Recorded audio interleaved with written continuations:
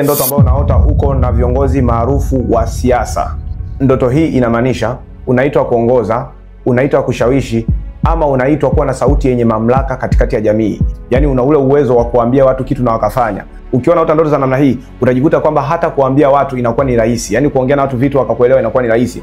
Unapoambia watu kwamba tufanye kitu 1 2 3 4 5, wanakuwa wanakuelewa kwa urahisi zaidi. Unapoambia jamani watu tuende kulia tusiende kushoto, wanakuwa wanakuelewa kwa urahisi zaidi. Au ndoto hii inamaanisha kwamba ndani yako umeitwa nawe kuwa kiongozi mkubwa. Mahali ambapo unamwona yule kiongozi wa siasa ambaye umemwota uko naye, inamaanisha pale na wewe ndipo unapotakiwa kuwa. Inawezekana ndani yako una nyota ya uongozi, una roho ya uongozi. Wewe unatakiwa kuja kuwa mkuu wa mkoa, wewe unatakiwa kuja kuwa waziri, unatakiwa kuja kuwa mbunge. Una nguvu kubwa sana ya kusikilizwa na watu.